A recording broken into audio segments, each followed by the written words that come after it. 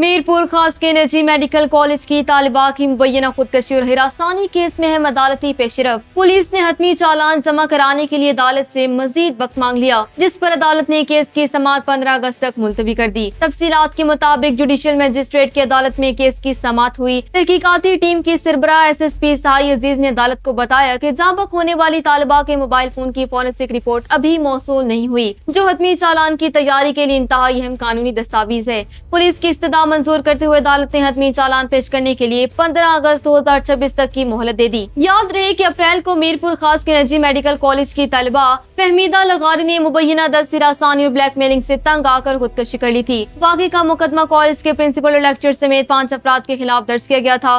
Case में नामजद pharmacy के लेक्चर आबिद लगारी इस वक्त पुलिस की हिरासत में है, जबकि प्रिंसिपल तनवीर आलम, उनकी अहलिया और ब्लैक मेलिंग में मुलविस 2 तलबा इस वक्त जमानत पर बाहर हैं। दूसरी जानिब Pakistan medical and dental council की इंक्वायरी रिपोर्ट में भी इंकशाफ हुआ था कि तालिबा इम्तिहानी नंबरों की आड़ में की जाने वाली ब्लैक मेलिंग और इंतजामिया की बेहसी के बाइस शदीद ज़हनी दबाव का शिकार थी।